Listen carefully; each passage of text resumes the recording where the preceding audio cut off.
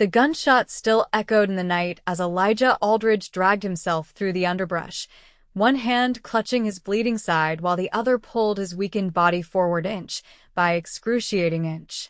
Behind him, the shouts of the Yates gang grew more distant, but it hardly mattered now. The bullet had done its work. 28 years on this earth, and this was how it would end, bleeding out under the stars in a territory that didn't even have a name yet. The moon hung low over the western horizon, casting long shadows across the scrubby landscape. Elijah's vision blurred as he collapsed against a rocky outcropping. He'd seen men die from wounds like his. Sometimes quick, sometimes lingering for days in agony. Neither prospect appealed much. With trembling fingers, he extracted his pocket watch from his vest.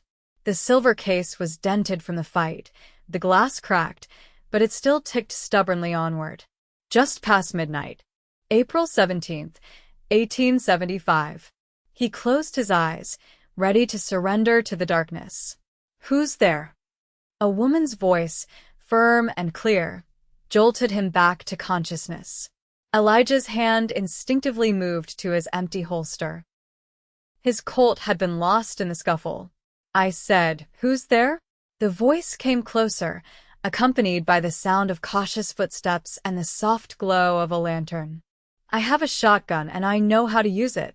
"Just a dying man," Elijah croaked, too weak to run, too honest to lie. "No threat to you, madam." The lantern light fell across his face, momentarily blinding him. When his vision cleared, he saw her tall and straight-backed, with auburn hair pulled back in a practical knot. Her calico dress was partially covered by a man's coat that hung loosely on her frame, and true to her word, she held a shotgun with the confidence of someone who'd used it before. "You're on my property," she said, lowering the lantern to better assess him. Her eyes widened when they fell on his bloodied shirt. "You're hurt." Observant, Elijah managed a pained smile. "Sorry to trespass. Won't be troubling you long." The woman frowned, her eyes green, he realized, like spring grass narrowing as she studied him. "Can you stand, madam?" "Can you stand?" she repeated more firmly. "My cabin's just over that rise. I can't carry you, but I can help if you can walk." Elijah stared at her in disbelief. "Lady, I'm got shot." "Why would you?" "I'm not a lady, I'm a woman with a name. Josephine Winters." She propped the shotgun against the rocks and extended her hand. "And I've patched up worse than you, Mr. Aldridge." "Elijah Aldridge." He hesitated. "Miss Winters, those men who shot me might still be looking." "Then we'd best get you inside before they find you, Mr. Aldridge." Her hand remained outstretched, uncompromising. Against all reason, Elijah found himself reaching for it, grunting with pain as she helped him to his feet. His legs threatened to buckle, but her surprisingly strong grip kept him upright. "Lean on me," she instructed, positioning herself under his arm. One step at a time. Each movement sent fire through his side, but Josephine kept a steady pace, murmuring encouragement as they crested the small hill. Below them lay a modest cabin with smoke curling from its chimney. A small barn stood nearby, and beyond that, a corral where several horses dozed in the moonlight. "You live here alone?" Elijah asked between labored breaths. "Just me and 20 acres," she replied. "My father died last winter." They reached the cabin door, which she pushed open with her foot. Inside, the single room was warm and orderly, a far cry from the bachelor quarters Elijah was accustomed to. A cast-iron stove radiated heat, and bunches of dried herbs hung from the rafters. The furnishings were simple but well-made: a table with 2 chairs, a rocking chair by the stove, a chest of drawers, and a bed with a colorful quilt. Josephine guided him to the table. "Seat." "I need to look at that wound." Too weak to argue, Elijah complied. She set down her lantern and moved with purposeful efficiency, stoking the fire in the stove and putting a kettle on to boil. From a trunk beneath her bed, she extracted what appeared to be medical supplies. "You a nurse?" he asked, wincing as he tried to remove his blood-soaked vest. "No.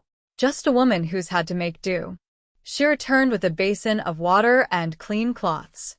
"My father was a doctor before we came west. I assisted him often enough." Her hands were gentle but firm as she helped him remove his vest and shirt. Elijah felt a flush of embarrassment at his state dirty, bloodied, and exposed before this stranger who was showing him more kindness than he deserved. Josephine examined the wound with clinical detachment. "The bullet went through. That's fortunate." "Doesn't feel fortunate," he mumbled. "Better than having it lodged inside you." She soaked a cloth in the basin and began cleaning around the entry wound. "You'll need stitches. And it's going to hurt something fierce." Elijah clenched his jaw. "I've had worse." She looked up at him, one eyebrow raised skeptically. "Have you now?" For some reason, her doubt made him want to smile despite the pain. "No, madam." "Miss Winters." "I haven't." The kettle whistled, and Josephine rose to retrieve it. She poured the boiling water into a second basin, where she placed several metal instruments to sterilize them. From a cabinet, she produced a bottle of amber liquid. "Whiskey," she explained, uncorking it. "For the pain. Inside and out." Elijah accepted the bottle gratefully, taking a long swallow before handing it back. The liquor burned down his throat, a welcome distraction from the throbbing in his side. Josephine soaked a cloth in whiskey and cleaned the wound thoroughly, causing Elijah to grip the edge of the table until his knuckles turned white. Then she threaded a curved needle with catgut and held it up to the lantern light. "Ready?" she asked. Elijah took another swig of whiskey and nodded. "As I'll ever be." The first touch of the needle to his flesh made him hiss through clenched teeth. Josephine worked with quiet concentration, her stitches neat and precise. The pain was blinding, but Elijah forced himself to remain still, focusing on her face instead, the slight furrow between her brows as she worked, the way she occasionally caught her lower lip between her teeth. "Almost done with the entry wound," she said after what seemed like hours. "Then we need to do the exit wound on your back."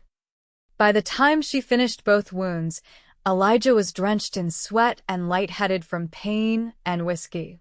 Josephine bandaged him with strips of clean linen, her touch so gentle now that it seemed at odds with her earlier efficiency. "You should lie down," she said, helping him to his feet. "You can take my bed tonight." "No," he protested weakly. "I can't take your bed." "You can and you will," she replied firmly.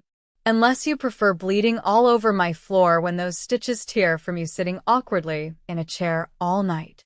Too exhausted to argue further, Elijah allowed her to guide him to the bed. The quilt smelled of lavender and sunshine. As she helped him lie down, his hand caught hers. "Why are you doing this?" he asked. "You don't know me. I could be a criminal." Josephine's expression softened slightly. "Are you?" "No," he answered truthfully. "But I've done things I'm not proud of." "Haven't we all?" She gently extracted her hand from his. "Rest now, Mr. Aldridge. We can discuss your moral failings when you're less likely to die from them." As she turned to leave, Elijah caught a glimpse of something he hadn't noticed before, a small framed photograph on the bedside table. A stern-looking man in a doctor's coat stood beside a younger Josephine and a boy of perhaps 12. "Is that your family?" he asked drowsily, the whiskey and exhaustion finally overtaking him. Josephine paused, glancing at the photograph. "Yes." "My father and brother." A shadow passed over her face. "Rest now." Elijah wanted to ask more, but darkness closed in around him, and he surrendered to it willingly this time, comforted by the knowledge that he wasn't dying alone in the wilderness after all. Morning light filtered through the cabin's single window when Elijah next opened his eyes. For a disorienting moment, he couldn't remember where he was or how he'd gotten there. Then the pain in his side brought everything rushing back: the ambush, the gunshot, the woman who had saved him. Josephine sat at the table, a needle flashing in her hands as she mended what appeared to be one of his blood-stained shirts. Her hair was looser today, falling in auburn waves around her shoulders. She hadn't noticed he was awake yet, and Elijah took the opportunity to study her unobserved. She wasn't what most would call a conventional beauty. Her features were too strong, her manner too direct. But there was something compelling about her face, especially now as she concentrated on her work, sunlight turning her hair to burnished copper. "Good morning," he said, his voice rough with sleep. Josephine looked up, setting aside her sewing. "You're alive. That's promising." She approached the bed, pressing her palm to his forehead. "No fever. Even better." Elijah was acutely aware of her touch and the faint scent of lavender that clung to her skin. "Thanks to you. You're not out of danger yet," she cautioned, moving to pour him a cup of coffee from the pot on the stove. That wound could still fester. She helped him sit up, arranging pillows behind him before handing him the coffee. The simple movement sent pain lancing through his side, a stark reminder of how close he'd come to death. "I'm in your debt," Elijah said after taking a grateful sip of the strong coffee. Josephine returned to her chair, picking up her sewing again. "Who shot you, Mr. Aldridge?" The question was direct, as he was learning was her way. Elijah considered evading but decided she deserved the truth. "A gang led by a man named Frank Yates. They've been terrorizing settlements across 3 territories." Elijah stared into his coffee cup. "I've been tracking them for 4 months. You're a lawman then?" "U.S. Marshal." He touched his vest pocket, frowning when he realized his badge wasn't there. "At least I was." Josephine reached into her apron pocket and extracted his badge, slightly bent, but still recognizable. "It fell out when I was cleaning your clothes." Elijah accepted it with a nod of thanks. "Yates and his men robbed a bank in Silverton. Killed 3 people, including a child."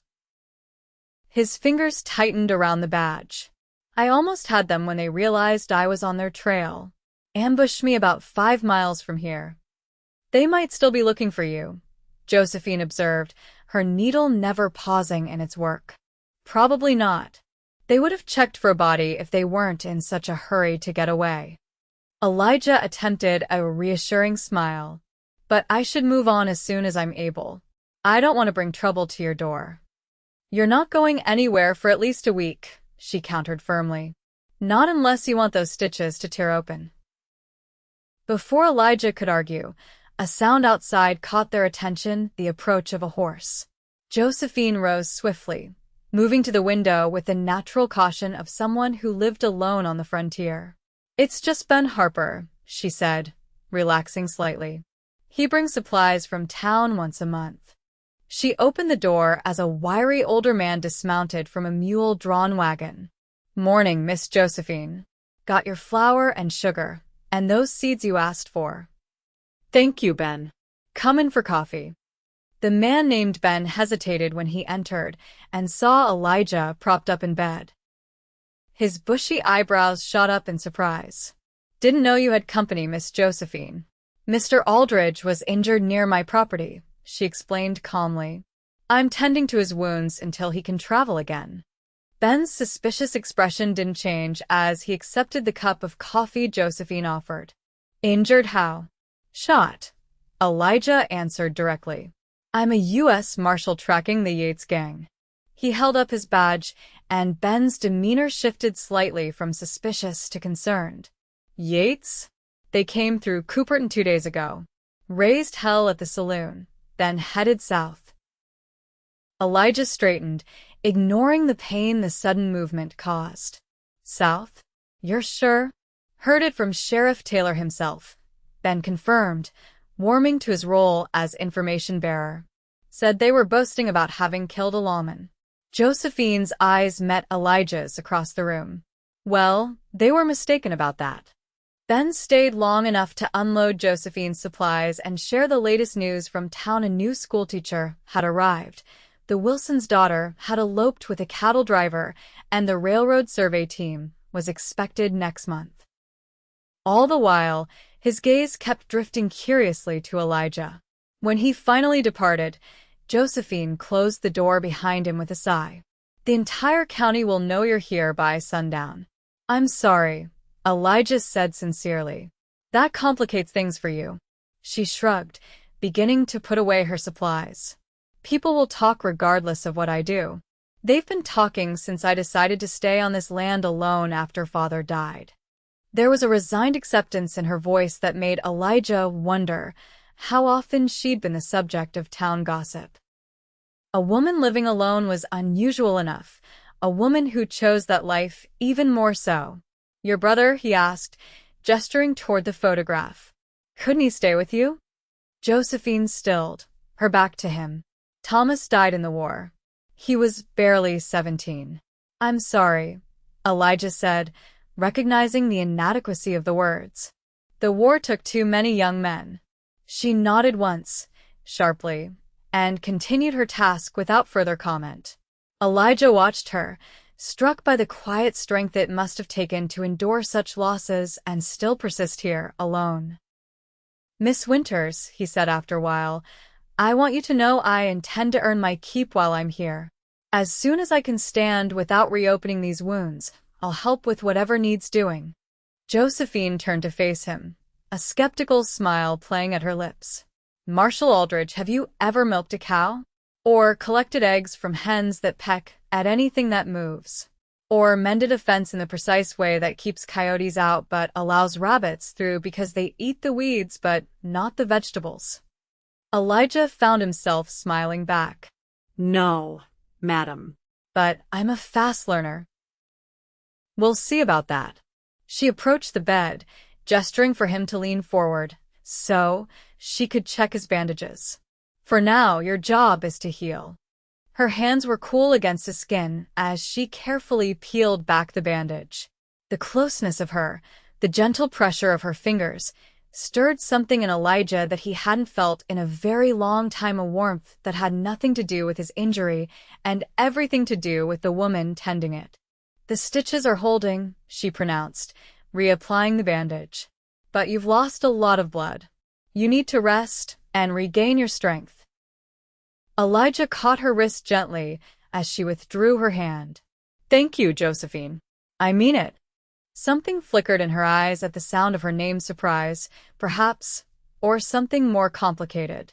For a moment, they remained connected by that light touch, an understanding passing between them that transcended their brief acquaintance. Then she carefully extracted her wrist from his grasp. You can thank me by not dying in my bed, Marshal. It would be terribly inconvenient. Despite the pain, despite the danger still looming from the Yates gang, despite the uncertain future that awaited him, Elijah found himself laughing a rusty sound, as if it had been a long time since he'd had cause to make it. And to his surprise, Josephine smiled, to a real smile that transformed her serious face and lit up her green eyes like sunlight through spring leaves. The next few days established a rhythm between them. Mornings, Josephine would change Elijah's bandages before attending to her farm chores. She insisted on handling the heavier work herself, despite his protests, but allowed him to help with tasks he could manage from his sickbed shelling peas, cleaning her father's old medical instruments, or reading aloud from one of the few books she owned while she mended clothes or prepared meals. They talked more easily now. Elijah told her about growing up in Missouri, his father's small farm, joining the Union Army at 18, and later becoming a lawman. Josephine shared stories of her childhood in Ohio, her father's medical practice, and their journey west after her mother died and Thomas went to war. Father never recovered from losing Thomas, she explained one evening as they sat by the stove, Elijah now well enough to move to the rocking chair while she worked on a quilt. He thought the West would give us a new start, but he brought his ghosts with him. The practice he established in Cooperton did well enough, but his heart wasn't in it anymore. And you? Elijah asked. Did you find what you were looking for out here? Josephine's hands stilled on her needlework. I wasn't looking for anything. I was following my father. She was quiet for a moment. But I found something anyway. Independence. This land. A kind of peace. You never thought of going back east? Or marrying? She gave him a sharp look. Is that what you think a woman alone must want? A husband to save her from her solitude? No, Ilaiche answered honestly. But I wondered if you chose this life, or if it chose you. Josephine's expression softened. There was someone once, in Coupern, a rancher named Michael Sullivan. He asked me to marry him 3 times. Why did you refuse? The first time because father needed me. The second time because I wasn't sure I loved him enough. She set aside her sewing. The third time was after father died. Michael assumed I'd accept then, that I'd have no choice. But you did have a choice, Elijah observed. Yes.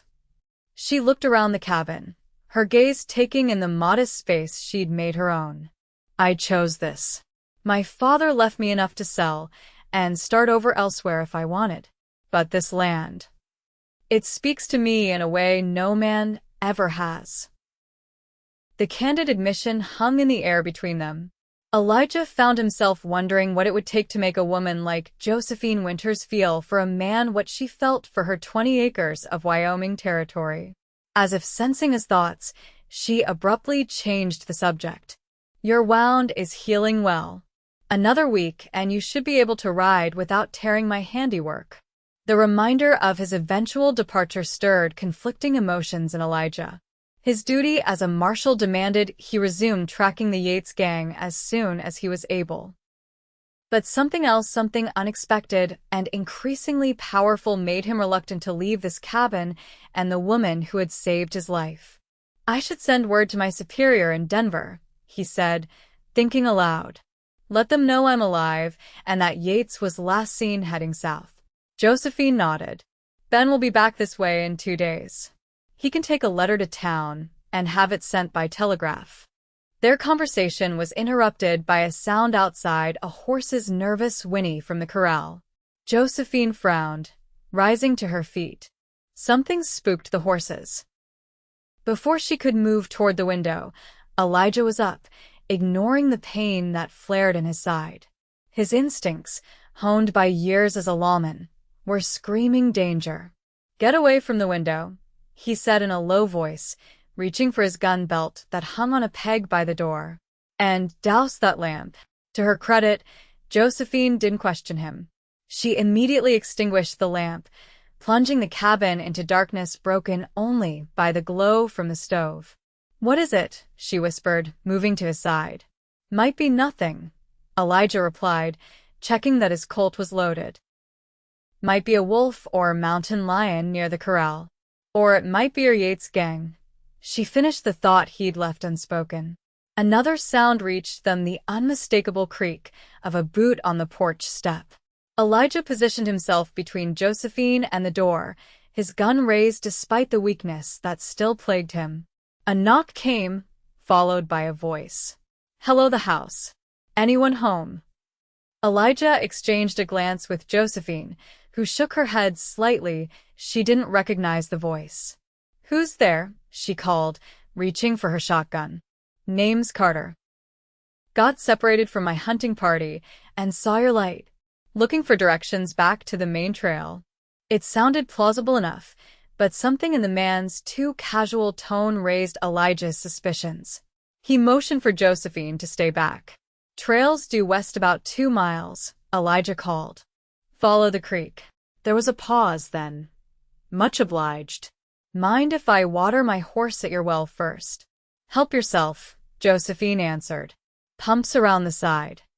They listened as footsteps moved away from the door, but instead of heading toward the well, they seemed to circle the cabin. Elijah tensed, moving closer to the window for a better view.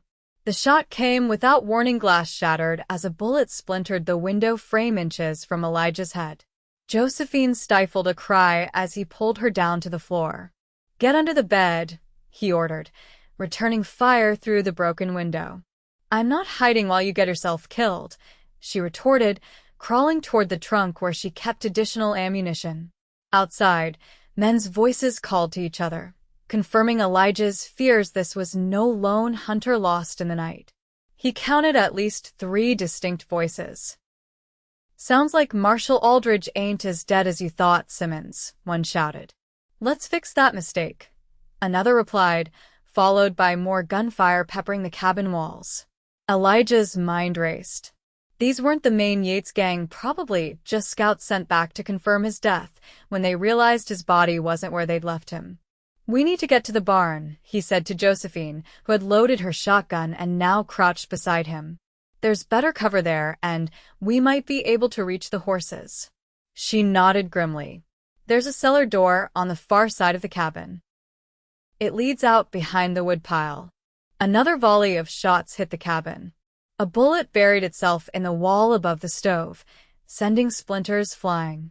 "When I give the word, we make for the cellar," Elijah said, checking how many rounds he had left. 6 in the gun, a dozen more in his belt. "It would have to be enough." "I'll cover you." Josephine's face was pale but resolute in the dim light. "Together," she insisted. "I know this land better than you do." Elijah wanted to argue but recognized the determination in her eyes. He'd seen it before, when she insisted on saving his life despite the risk to herself. This woman didn't back down from danger, a quality he both admired and found terribly worrying at the moment. "Together," he agreed. "But stay low and move fast." They made their way to the trapdoor in the floor, Elijah wincing with each movement as his partially healed wound protested. Josephine lifted the heavy wooden door, revealing a small root cellar and, beyond it, a narrow tunnel. "Father insisted on an escape route," she explained. "He treated too many gunshot wounds not to expect trouble eventually." Outside, the men had gone quiet, a more concerning development than their earlier shooting. They were repositioning, perhaps preparing to rush the cabin. Elijah went first into the cellar, then helped Josephine down. The passage was tight and earthen, reinforced with timber at intervals. It smelled of damp soil and root vegetables. They crawled on hands and knees, Elijah fighting against the pain and dizziness that threatened to overwhelm him. After what seemed like an eternity, they reached the end of the tunnel. A small wooden hatch above them was concealed by the woodpile, just as Josephine had said. "Wait," she whispered, placing a hand on his arm. "Listen." In the silence, they could hear footsteps crunching on the gravel near the woodpile. One of the men had circled around, perhaps suspecting they might try to escape. Elijah motioned for Josephine to stay back as he positioned himself beneath the hatch, gun ready. They would have only one chance at surprise. The footsteps moved closer, then stopped directly above them. A shadow fell across the small cracks in the hatch as someone leaned against the woodpile. Elijah tensed, finger on the trigger. Beside him, Josephine clutched her shotgun, her breathing shallow and controlled. The weight shifted off the woodpile. Footsteps retreated. A voice called from the direction of the cabin. "Nothing back here, Simmons." They must still be inside. "Check the barn," another voice ordered. "I'll keep watch on the cabin." This was their chance. As soon as the footsteps faded, Elijah pushed gently on the hatch, lifting it just enough to peer out. The woodpile was situated between the cabin and the barn, offering some cover from both directions. In the moonlight, he could make out 2 figures, one near the cabin porch, the other heading toward the barn. That left one unaccounted for. "We need to make it to those trees," he whispered, indicating a small grove about 50 yards away. "Then circle around to the corral from behind." Josephine nodded, her face set with determination. "I'll go first. I'm faster right now than you are." Before Elijah could object, she was already moving, pushing the hatch open wider and slipping out with surprising agility. He had no choice but to follow, gritting his teeth against the pain as he hauled himself up and out of the narrow opening. The night air was cool on his face after the stuffiness of the tunnel. Josephine had already reached the first tree, her dark clothing helping her blend into the shadows. Elijah moved more slowly, staying low and using the woodpile for cover as long as possible. He was halfway to the trees when a shout went up from the direction of the cabin. There they are! Gunfire erupted, bullets thudding into the ground near Elijah's feet. He dove the remaining distance to the trees, rolling behind a thick trunk just as a bullet splintered the bark where his head had been moments before. Josephine fired her shotgun in response, the blast momentarily illuminating her position but forcing their attackers to seek cover. Elijah aimed carefully at the muzzle flash near the cabin and squeezed the trigger. A cry of pain told him he'd hit his target. "Two left," he gasped as he reached Josephine's side. "We need to," his words were cut short by more gunfire, this time from a new direction, the barn. The third man had emerged and was now moving toward their position, using the corral fence for cover. This way, Josephine tugged at Elijah's arm, leading him deeper into the trees. "There's a ravine that will take us behind the corral." They moved as quickly and quietly as they could through the underbrush. Behind them, their pursuers shouted to each other, momentarily confused by their quarry's disappearance. The ravine was shallow, but provided good concealment. They followed it for about 100 yards until they could see the back of the corral. The horses inside were agitated, moving nervously in response to the gunfire. "If we can reach my stallion, Samson, he's strong enough to carry us both," Josephine whispered. "But we need to distract them first." Elijah studied the situation. The two remaining attackers had split up, one searching the tree line where they'd last been seen, the other returning to check on their injured companion by the cabin. "Give me your bandana," he said suddenly, an idea forming. Josephine untied the cloth from around her neck and handed it to him. Elijah wrapped it around a rock, then fished in his pocket for a lucifer match. "When this draws their attention, make for the corral," he instructed. "I'll be right behind you." Striking the match, he set the bandana alight, then hurled the burning cloth and stone as far as he could toward the opposite side of the property. It landed in a patch of dry grass, which immediately began to smolder and smoke. The distraction worked. Both men turned toward the new threat, momentarily forgetting their pursuit. "Now," Elijah urged. They sprinted for the corral, Josephine reaching it first and unlatching the gate with practiced ease. She gave a low whistle, and a large black stallion separated itself from the other horses, trotting toward her. "Good boy, Samson," she murmured, quickly fashioning a bridle from a rope hanging on the fence. Elijah kept watch, his gun trained on the men who were now realizing they'd been tricked. The burning grass had created enough smoke to obscure their view, but it wouldn't last long. "Hurry," he said as Josephine prepared the horse. "Ready," she replied, mounting in one fluid motion and extending her hand to help him up. Elijah holstered his gun and grasped her hand, swinging up behind her with a grunt of pain. His wound had begun bleeding again. He could feel the warm wetness spreading across his bandage.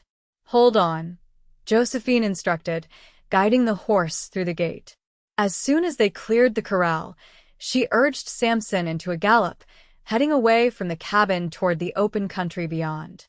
Elijah wrapped one arm around her waist, using the other to draw his gun and fire a few covering shots at their pursuers. One of the men had reached his own horse and was mounting to give chase. The other remained on foot, continuing to fire at them until they were out of range. "They'll follow," Elijah said grimly, holstering his gun to maintain his grip as Samson carried them swiftly over the uneven terrain. "Not where we're going," Josephine replied with unexpected confidence.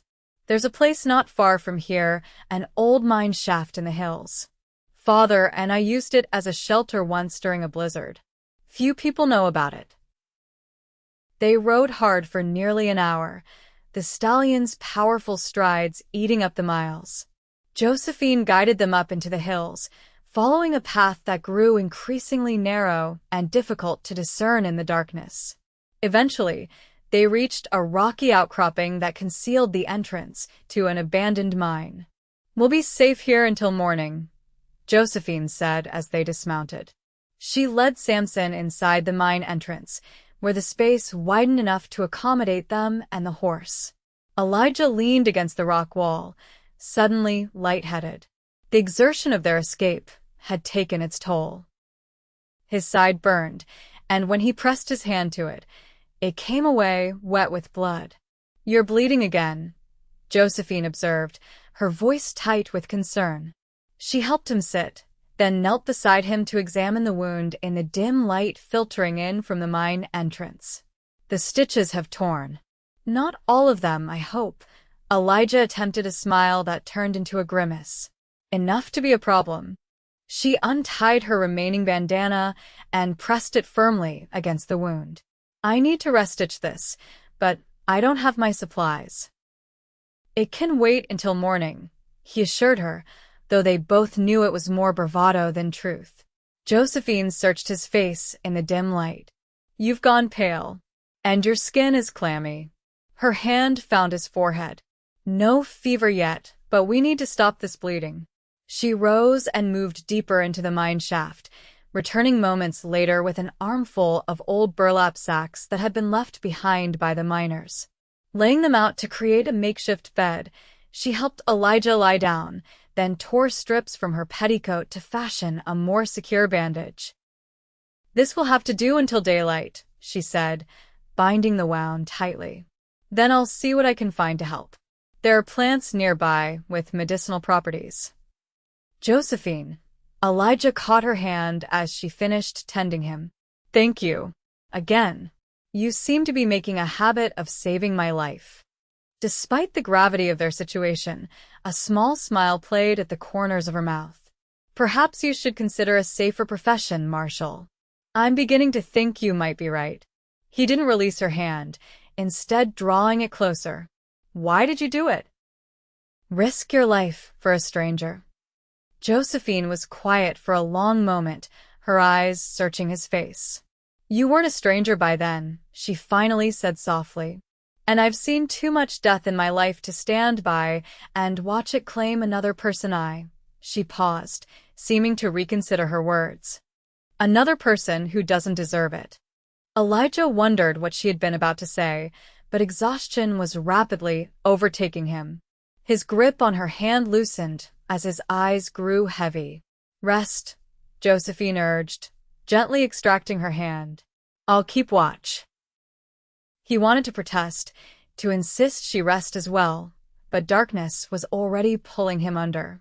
The last thing he saw before sleep claimed him was Josephine's face in the faint moonlight, her expression a mixture of worry and something deeper, something that made his heart beat a little faster despite his weakened state. Dawn broke clear and cold, pale light filtering into the mine shaft where Elijah and Josephine had taken refuge. Elijah awoke to find Josephine gone, but Samson still stood nearby, quietly munching on something she must have gathered for him. Sitting up proved more difficult than expected. His side throbbed painfully, the makeshift bandage now stiff with dried blood. But the bleeding appeared to have stopped, and when he checked, the majority of the stitches were still intact. Movement at the mine entrance caught his attention. Josephine returned, her arms full of plants and her clothing damp with morning dew. "You're awake," she observed, kneeling beside him. "How do you feel?"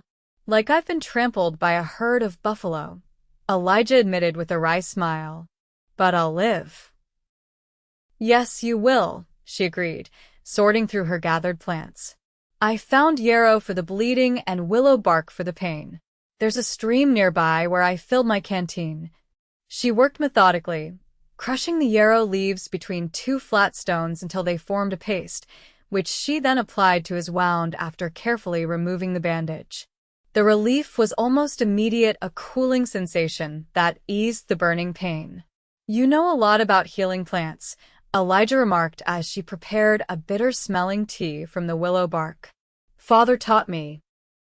He believed in combining traditional medicine with his medical training. She handed him the canteen of water, now infused with the willow bark. "Drink this." It will help with the pain and any fever that might be trying to set in. Elijah obeyed, grimacing at the bitter taste. What's our plan? Josephine sat back on her heels, pushing a stray lock of auburn hair behind her ear. In the morning light, with her clothing rumpled and smudged with dirt, she looked both vulnerable and formidable, a contradiction that increasingly fascinated him.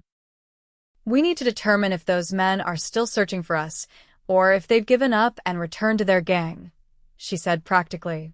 There's a high point about half a mile from here where we can see my cabin and most of the surrounding area. And if they're waiting for us to return, then we don't return yet. We head to Cooperton instead. It's about 15 miles east. Sheriff Taylor is a friend of my father's. He'll help us. Elijah nodded, impressed by her clear thinking. Many people, even experienced lawmen, tended to panic in situations like this. But Josephine remained calm and pragmatic. Can you ride? She asked, eyeing him with concern. If the alternative is staying in this mine shaft, I can ride, Elijah assured her, though he wasn't entirely confident in the claim. With Josephine's help, he managed to stand and make his way outside. The morning air was crisp and clean, the hills around them painted in shades of green and gold in the early light. Under different circumstances, Elijah might have found the view breathtaking. They made their way carefully to the vantage point Josephine had mentioned, keeping to the shelter of trees and rocks. From the high ground, they could indeed see her cabin in the distance. Smoke still rose from the chimney, and 2 horses remained tethered outside. They're still there, Josephine murmured, a hint of anger in her voice. Making themselves at home. Elijah studied the scene through narrowed eyes. Only 2 horses. The third man must have been hurt worse than I thought. Or he's gone to bring back reinforcements, Josephine suggested grimly. Either way, Cooperton is our best option, Elijah decided.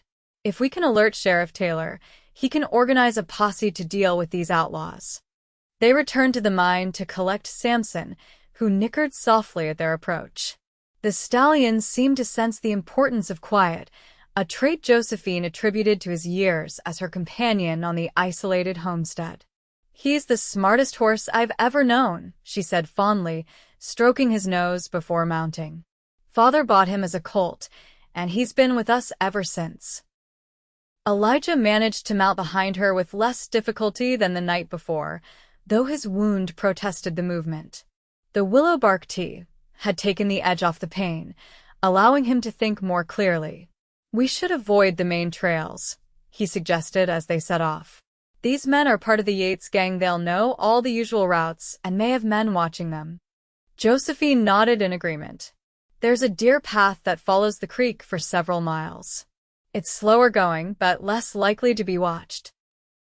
They rode in companionable silence for a time, the only sounds being Samson's steady hoofbeats and the occasional call of a bird overhead. Elijah found himself acutely aware of Josephine's closeness, the warmth of her back against his chest, the scent of her hair mingling with the medicinal herbs she'd gathered. Tell me about your life before Wyoming, he said eventually, as much to distract himself from these thoughts as from the persistent ache in his side. Josephine was quiet for so long he thought she might not answer. When she finally spoke, her voice held a wistfulness he hadn't heard before. I was supposed to be a proper lady, she said with a soft laugh. Mother insisted on piano lessons and embroidery and all the appropriate accomplishments. But I was always more interested in my father's medical books. I would sneak into his study when Mother was entertaining her friends and read about human anatomy and the properties of various medicines. Did he mind? Your father? No. He encouraged it, actually. Said I had a natural aptitude for healing. Her voice softened with memory. After Mother died of influenza when I was 16, he began training me more formally. I became his assistant, helping with everything from setting bones to delivering babies. Is that why you never married? You preferred medicine to matrimony. She half turned to look at him, a spark of challenge in her green eyes. Does a man need a reason to remain unmarried? Why should a woman require one?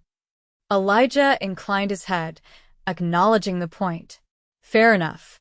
Though I suspect many men have regretted your decision. A faint blush colored her cheeks, and she turned forward again. Not as many as you might think. A woman who knows how to stitch wounds and deliver calves isn't considered particularly marriageable in most circles. Their loss, Elijah said simply. The conversation lapsed into silence again, but it was a different quality of silence, now charged with an awareness that hadn't been there before. Elijah found himself wondering what life might be like with a woman like Josephine Winters. Not a demure, conventional wife, certainly, but a partner in the truest sense of the word. It was a dangerous line of thinking for a man whose life consisted of tracking outlaws across dangerous territories, never staying in one place long enough to put down roots. And yet, as they rode together through the wilderness, he couldn't help but imagine a different kind of future than the one he'd always assumed awaited him. By midday, they had covered about half the distance to Cooperton. They stopped to rest near a small spring, allowing Samson to drink and graze on the lush grass that grew nearby. Josephine checked Elijah's wound again, pleased to find the yarrow paste had helped control the bleeding and reduce the inflammation. You heal quickly, she observed. That's fortunate. Good constitution, Elijah replied with a smile. And excellent care. They shared the small amount of food Josephine had managed to grab before their escape, a few strips of dried beef and a handful of parched corn. It wasn't much, but it provided enough energy to continue their journey. As they prepared to mount again, the distant sound of hoofbeats froze them both. Elijah drew his gun, pushing Josephine behind him despite her look of protest. Get ready to ride, he said in a low voice. If it's them, it's not, Josephine interrupted, peering through the trees. It's Ben Harper's wagon. Sure enough, the familiar mule-drawn wagon appeared around a bend in the trail, with Ben himself perched on the seat, looking anxious. When he spotted them, his weathered face broke into a relieved smile. Miss Josephine. Marshal. Thank the Lord you're both alive. He pulled the mules to a halt. The whole county's talking about the fire at your place. Fire? Josephine stepped forward in alarm. Ben nodded gravely. Started last night. Some travelers saw the blaze and rode into town to alert Sheriff Taylor. By the time he got a group out there this morning, the cabin was mostly gone. Josephine paled, her hand finding Elijah's arm for support. The animals? My garden? Barn's still standing, and most of the stock seems to have escaped the corral, Ben assured her. But those men who said it, they got away before the sheriff arrived. Elijah's jaw tightened with anger. Burning down Josephine's home was a spiteful act, meant to punish her for helping him. Another debt he owed her, another reason for guilt to gnaw at his conscience. We were just heading to Cooperton, he told Ben, to alert the sheriff about these men ourselves. Ben gestured to his wagon. Climb aboard, then. I'm heading back that way myself, and those mules may be stubborn, but they're faster than trying to double ride that stallion all the way to town. With Ben's help, they secured Samson to the back of the wagon and settled themselves on the wooden seat. Josephine was uncharacteristically quiet, her eyes fixed on the horizon in the direction of her homestead. I'm sorry, Elijah said softly. This is my fault. If I hadn't brought trouble to your door, don't, she cut him off firmly. Those men made their choices. You didn't ask them to come after you, and you certainly didn't tell them to burn my home. She turned to face him, her expression resolute despite the pain evident in her eyes. I don't regret helping you, Elijah. Not for a moment. It was the first time she'd used his given name, and something about hearing it in her voice made his heart catch. Before he could respond, Ben cleared his throat awkwardly. Word is, Sheriff Taylor's organizing a posse to go after those men, he said. Seems they're connected to that Yates gang that's been terrorizing the territory. They are, Elijah confirmed. I've been tracking the gang for months. These men were scouts, sent back to confirm whether I was dead or alive after they ambushed me. Ben shook his head in disgust. Outlaws getting bolder every year. No respect for law or property. He glanced sympathetically at Josephine. You can stay with my Martha while you sort things out, Miss Josephine. She'd be glad of the company. Thank you, Ben, Josephine said sincerely. But I'll need to see what can be salvaged from my land first. The rest of the journey passed with Ben updating them on the latest developments. Sheriff Taylor had sent telegrams to neighboring counties alerting them about the Yates gang's activities. The territorial governor was considering offering a substantial reward for their capture. And a U.S. Marshal named Braddock had arrived in Cooperton just yesterday, asking about Elijah. Braddock. Elijah straightened. Tall fellow with a scar along his jaw. Ben nodded. That's him. Said, he was your partner on this assignment. Relief washed over Elijah. James Braddock was indeed his partner, and one of the few men he trusted implicitly. With Braddock's help, their chances of bringing Yates to justice improved significantly. Cooperton came into view in the late afternoon, a small but growing settlement nestled in a valley. A church spire rose above the other buildings, alongside the typical establishments of a frontier town, a general store, saloon, blacksmith, and sheriff's office. Ben drove directly to the latter, where a tall, broad-shouldered man with iron-gray hair emerged at the sound of the wagon. Sheriff William Taylor had the weathered look of a man who'd spent most of his life outdoors, and the watchful eyes of someone who'd seen his share of trouble. Miss Winters, he greeted Josephine with genuine concern. I was about to send out another search party for you. His gaze shifted to Elijah. And you must be Marshal Aldridge. Your colleague's been worried sick. As if on cue, the door to the sheriff's office opened again, and James Braddock stepped out. His face broke into a grin when he spotted Elijah. Aldridge, you stubborn son of a gun. I knew it would take more than the Yates gang to put you in the ground. Despite the pain and exhaustion, Elijah smiled back at his old friend. It was a close thing, Braddock. If not for Miss Winters here, you'd be shipping my body back to Denver in a pine box. Introductions were made all around, and Taylor ushered them inside the sheriff's office. It was a simple space, a desk, a gun rack, a pot-bellied stove, and 3 cells at the back, currently empty. A deputy, barely out of his teens, scrambled to provide chairs for everyone. Miss Winters, I can't express how sorry I am about your property, Taylor said once they were seated. I've got men watching what's left to make sure those outlaws don't return. Josephine acknowledged this with a nod. Thank you, Sheriff. I appreciate that. We need to get you both seen by Doc Matthews, Taylor continued. Marshal, those bandages look like they could use changing, and Miss Winters, you appear dead on your feet. I'm fine, Josephine insisted, though the dark circles under her eyes belied her words. But Elijah's wounds should be properly tended. Braddock, who had been studying both of them with knowing eyes, stepped forward. I'll escort them to the doctor, Sheriff.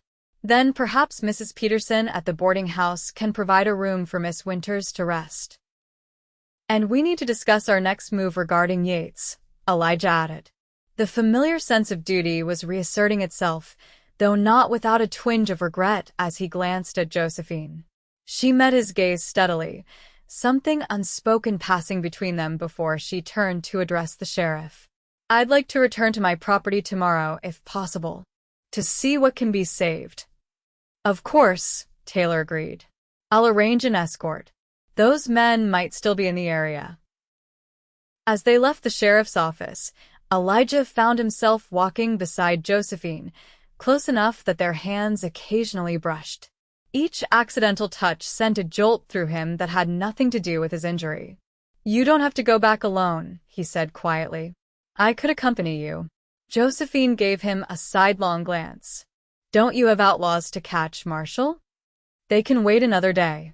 His hand deliberately caught hers this time, holding it for a brief moment. You saved my life, Josephine. More than once. Let me help you now.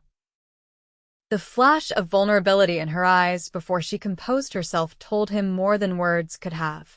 She nodded once, a barely perceptible movement, but it was enough. Braddock, walking ahead of them, tactfully pretended not to notice their exchange. Instead, he pointed out the doctor's office across the street, a modest building with a sign proclaiming J. Matthews, physician, in fading paint. The doctor turned out to be a surprisingly young man with spectacles and a gentle manner that reminded Elijah of how Josephine had described her father. He examined Elijah's wound with professional interest. "Excellent stitching," he remarked, looking up at Josephine with new respect when she explained she had performed the procedure.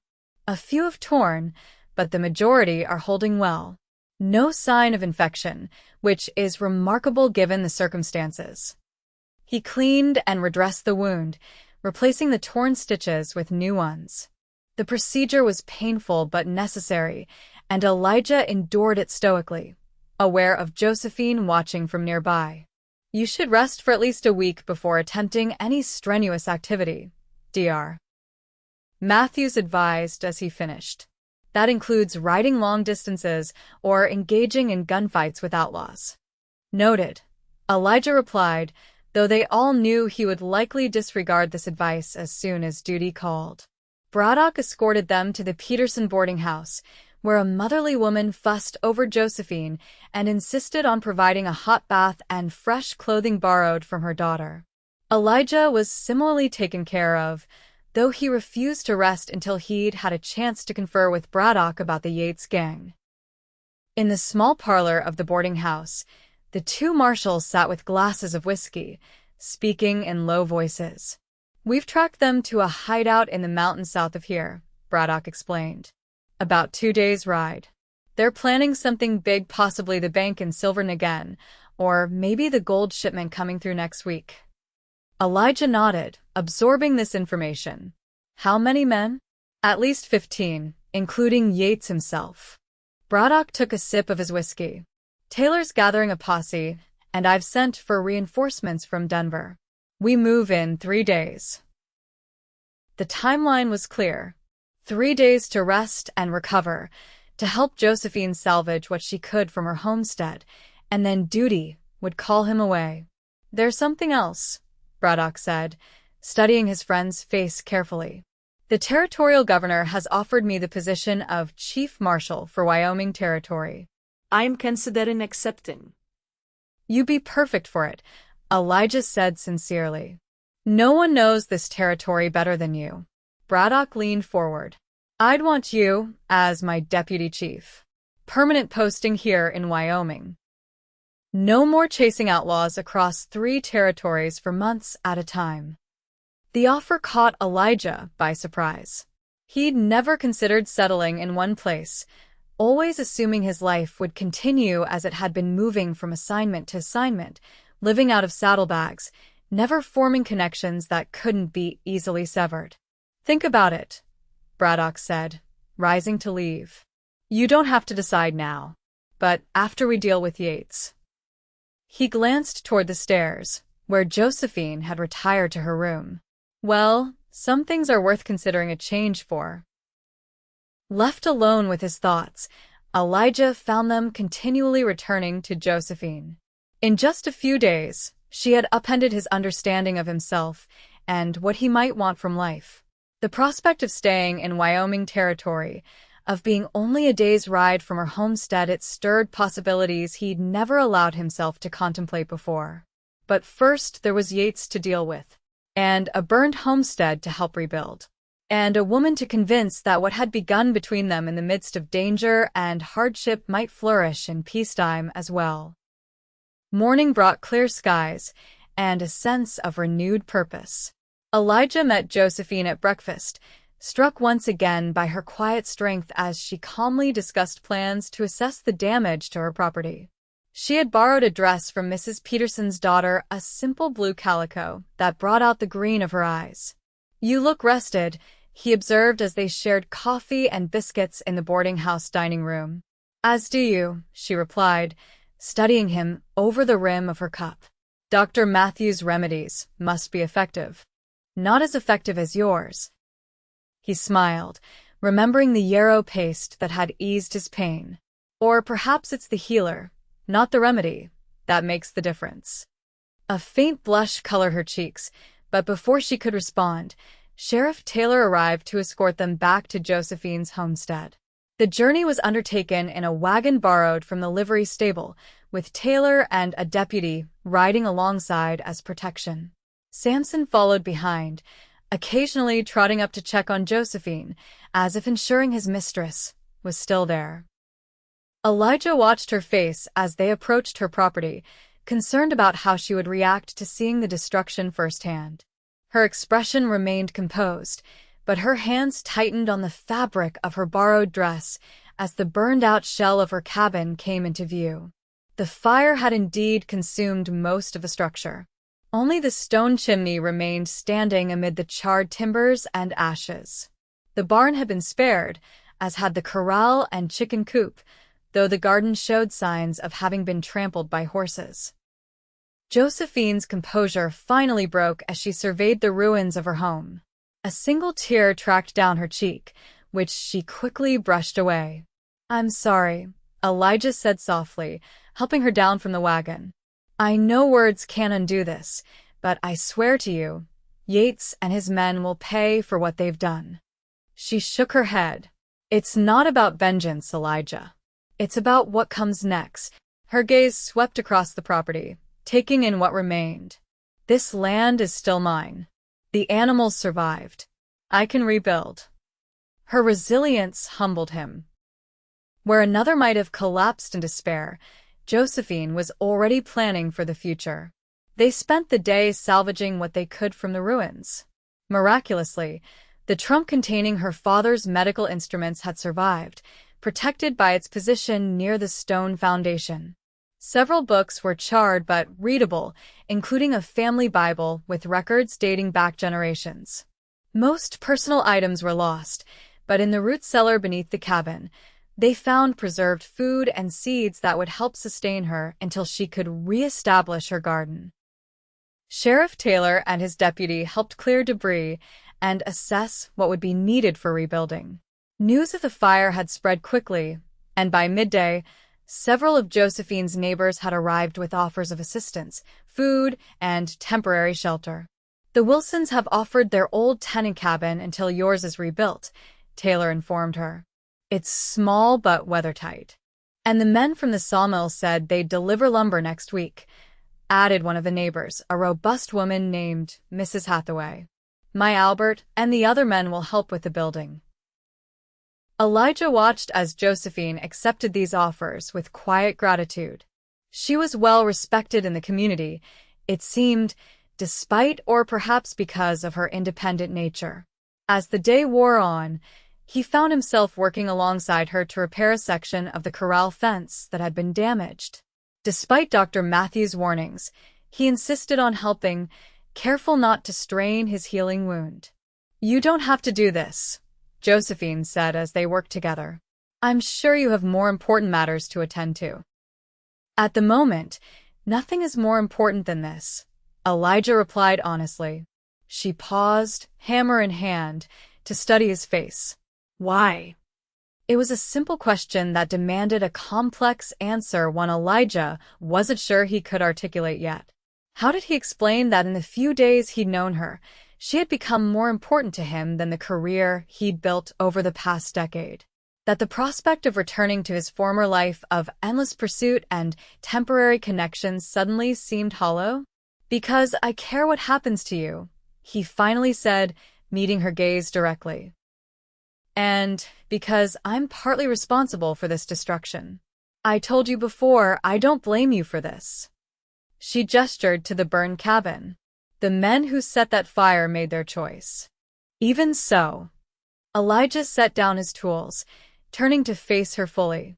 "Josephine, when this is over, when Yates is captured and your home is rebuilt, I'd like to come back here." Her eyes widened slightly. "Why?" "To see you," he said simply. "To find out if what I've been feeling these past few days is something that could grow into more, given the chance." Josephine's composure faltered for a moment, vulnerability flashing across her face before she collected herself. "You hardly know me, Elijah." "I know enough," he countered gently. "I know you're brave and skilled and stubborn in all the best ways. I know you chose independence when society expected you to choose dependence.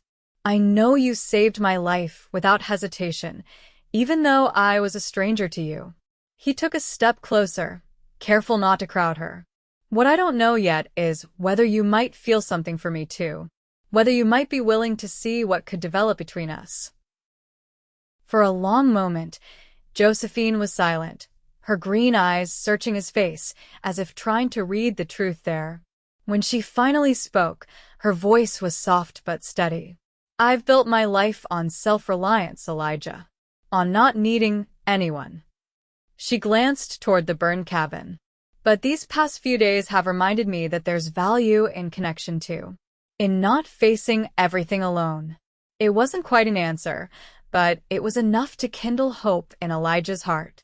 He smiled, understanding her need for caution, for time to consider what he was suggesting. "That's all I ask, a chance to explore that connection." He picked up his hammer again, returning to the fence repair. "After Yates is dealt with." They worked in companionable silence after that, each processing the implications of their conversation. By evening, when they returned to town, a tentative understanding had formed between them, unspoken but real nonetheless. The next 2 days passed in a similar fashion. During the day, they worked to salvage what they could from Josephine's property and prepare for rebuilding. In the evenings, they shared meals at the boarding house with Braddock and discussed strategy for the upcoming confrontation with the Yates gang. On the morning of the third day, Elijah prepared to ride out with Braddock and the posse gathered by Sheriff Taylor, 20 men in all, determined to end the Yates gang's reign of terror over the territory. Josephine met him on the porch of the boarding house as he was checking his saddle and gear. She had been helping at Dr. Matthews' office, assisting with patients and earning praise for her medical knowledge. "You'll be careful," she said. It wasn't a question but a command, delivered in the same tone she'd used when instructing him to rest after stitching his wound that first night. Elijah smiled. "Yes, madam. Your injury isn't fully healed. I'm aware." He secured his canteen to his saddle. "But this needs to be done." Josephine nodded, understanding the call of duty even if she didn't like it. From her apron pocket, she produced a small leather pouch. Yarrow paste and willow bark, in case the wound reopens or the pain returns. Elijah accepted the pouch, touched by her pragmatic form of caring. "Thank you." They stood facing each other, a wealth of unspoken words hanging in the air between them.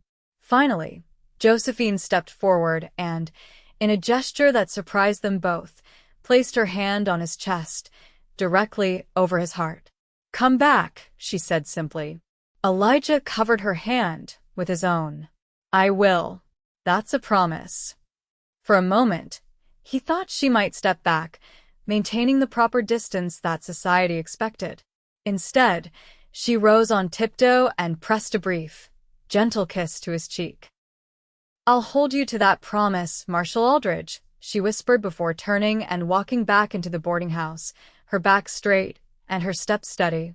Elijah stood momentarily frozen, his cheek warm where her lips had touched it.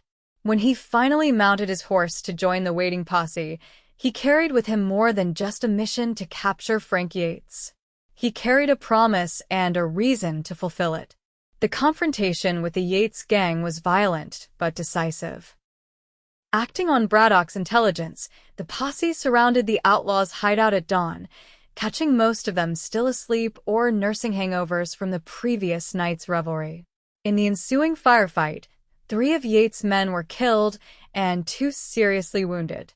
Sheriff Taylor took a bullet in the shoulder, but insisted on continuing to direct his deputies. Elijah's wound reopened during a hand-to-hand struggle with one of the gang members, but Josephine's yarrow paste proved its worth once again.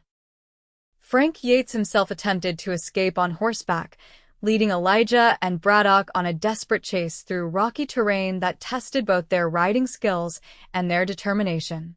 When Yates' horse stumbled on loose stones, throwing its rider, the outlaw leader drew his gun for one final stand. "It's over, Yates," Elijah called, his own weapon trained steadily on the outlaw despite the pain in his side. "Drop the gun." Yates' face contorted with fury and desperation. "Never thought one lawman would cause me so much trouble," he snarled. "Should have made sure you were dead when I had the chance." "Too late for regrets now," Braddock replied, his rifle aimed at Yates' chest. "Drop the gun or die where you stand."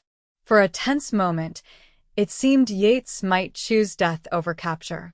Then, with a string of curses, he flung his gun aside and raised his hands in surrender. The return to Cooperton was triumphant, with townsfolk lining the streets to cheer as the posse rode in with their prisoners. Yates and his surviving men were locked securely in the jail, awaiting transfer to the territorial prison. Elijah, exhausted but satisfied, sought out Josephine as soon as the formalities were completed. He found her at Dr. Matthews' office, calmly assisting with Sheriff Taylor's bullet wound. She looked up as he entered, her professional composure momentarily faltering when she saw the blood staining his shirt. Without a word, she gestured for him to sit and, as soon as Taylor was bandaged, turned her attention to Elijah's reopened wound. "You promised to be careful," she chided softly as she cleaned the injury. "I was," he protested. "This happened while I was being extremely careful not to get shot again." Despite herself, Josephine smiled. "I suppose that's progress." Her fingers worked deftly to reapply stitches where needed. "I hear you captured Yates yourself." "Braddock and I together," Elijah corrected. "He's a good partner. And a good friend, it seems." She finished her work and began applying a fresh bandage. "He speaks very highly of you." "The feeling is mutual." Elijah hesitated, then added, "He's offered me a position as his deputy chief when he becomes chief marshal for the territory." Josephine's hands stilled momentarily before resuming their task. "That sounds like a significant promotion. Congratulations." "I haven't accepted yet," Elijah said, watching her face carefully. "It would mean settling in one place. Establishing roots here in Wyoming Territory." Her eyes met his, a question in their green depths. "Is that something you want?" "It's something I'm considering more seriously than I ever have before." He captured her hand as she finished with the bandage. "Josephine, I meant what I said at your homestead. When this was over, I wanted to come back to see you. To explore what might be between us."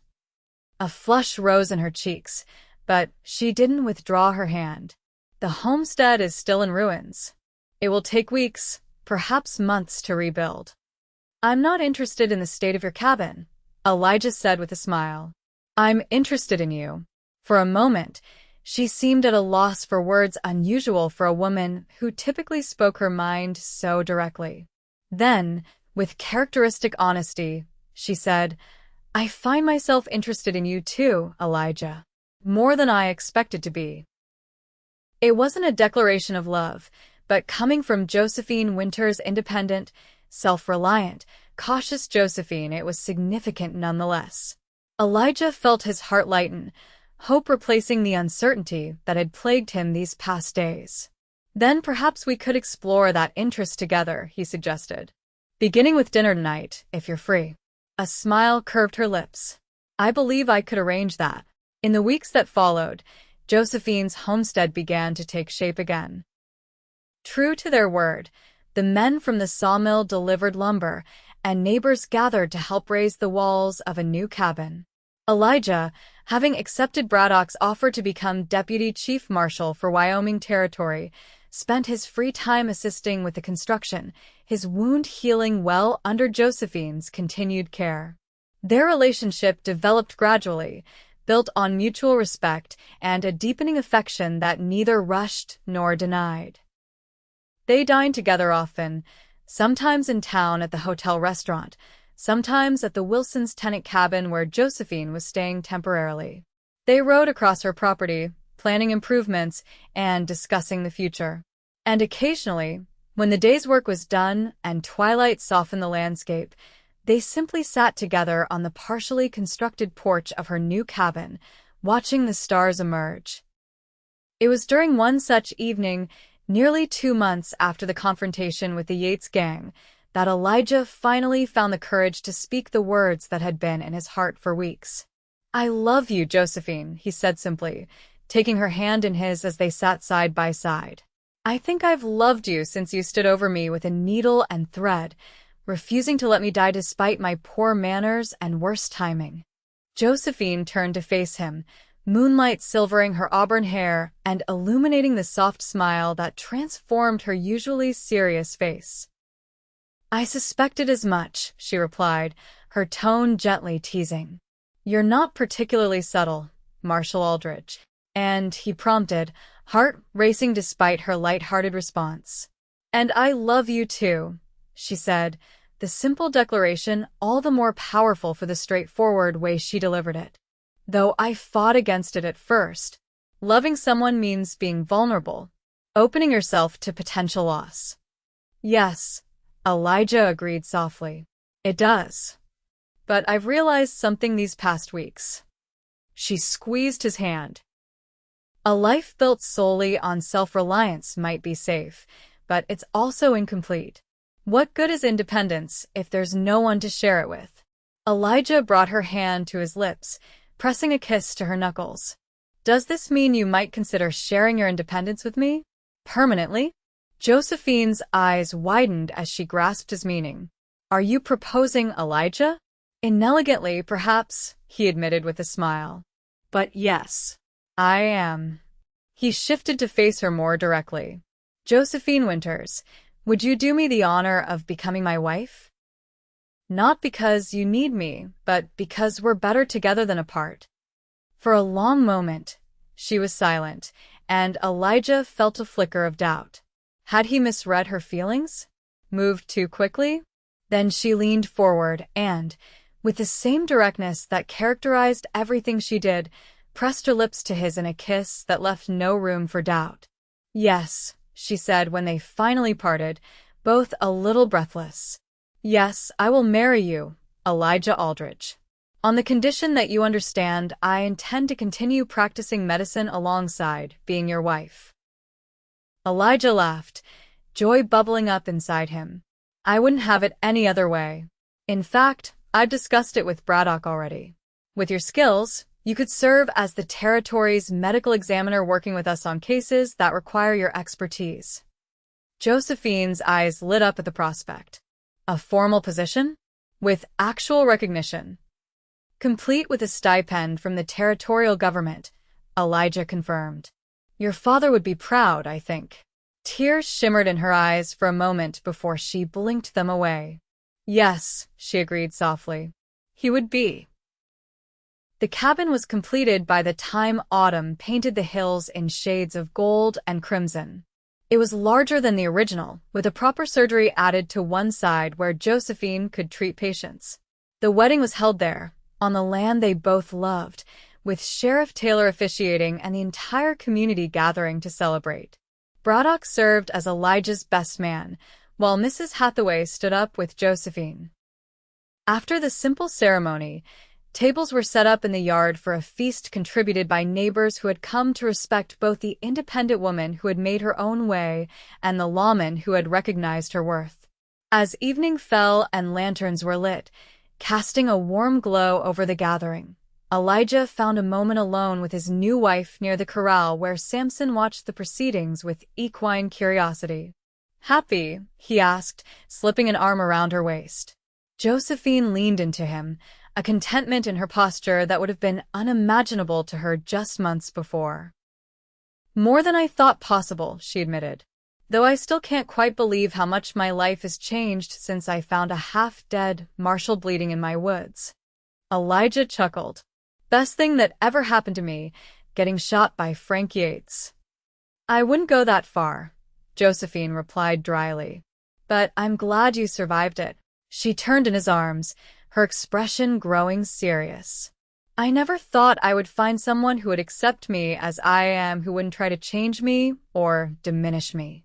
I fell in love with who you are," Elijah said simply. "Why would I want to change that?" Her answer was a kiss, deeper and more passionate than propriety might allow in public, but neither of them cared.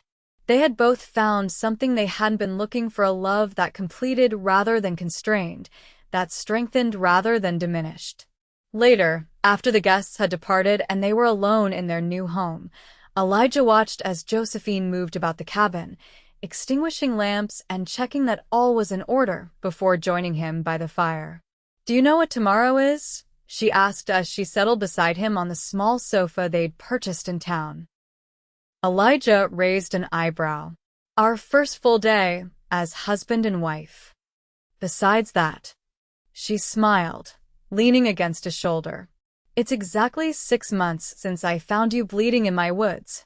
6 months, Elijah marveled, thinking of all that had transpired in that relatively short time. From near death to the happiest day of my life. From solitude to partnership, Josephine added softly. From broken to whole, Elijah agreed, drawing her closer. "Thanks to you and your needle and thread, both literal and metaphorical." Josephine laughed, the sound warm and free in a way it hadn't been when they first met. "I'm a healer. It's what I do. And I'm a lawman who finally found the right partner," Elijah replied, kissing her temple. "It's who I am." Outside, the Wyoming wind whistled gently through the pines, and somewhere in the distance, a wolf called to its mate. But inside the cabin, all was warmth and light, and the promise of a future neither of them had imagined before fate and a bullet brought them together. Years later, when people asked how they met, Elijah would smile and say simply, "I was broken from a fight, until she stitched me with love and needle both." And Josephine, practical as ever, would add, "The stitches were the easy part. The love took a little longer, but proved far more enduring." Their story became something of a legend in Wyoming Territory, the wounded Marshal and the doctor's daughter who found in each other not just healing but wholeness. Their partnership, both personal and professional, set a new standard for what marriage could be on the frontier. Equal, respectful, and based on genuine admiration rather than necessity or convention. Elijah's position as Deputy Chief Marshal and later, after Braddock's retirement, as Chief Marshal himself, allowed him to implement reforms in how law was enforced across the territory. Josephine's role as medical examiner brought scientific rigor to criminal investigations, saving innocent lives and ensuring justice was properly served. Together, they raised 2 children, a daughter with her mother's healing hands and her father's sense of justice, and a son with his father's courage and his mother's analytical mind. Their home remained on Josephine's original homestead, expanded over the years, but never losing the character of the land she had loved even before she learned to love Elijah. And on quiet evenings, when the work was done and the children were grown with families of their own, they would often sit together on the porch as they had in those early days, watching the stars emerge over the Wyoming hills. Sometimes they spoke of the past, of gunshots in the night and stitches by lamplight, of burned cabins and rebuilt lives. More often, they simply enjoyed the comfortable silence that comes from a love that has weathered time and trouble and emerged stronger for both. For Elijah had indeed been broken from the fight, until Josephine stitched him with love and needle both. And in healing him, she had healed something in herself as well, the part that feared connection, that equated independence with isolation. Together, they had discovered that the strongest partnerships are those that allow each person to be fully themselves while creating something greater than either could be alone. It was a lesson worth learning, they agreed, even if it had taken a bullet to teach it.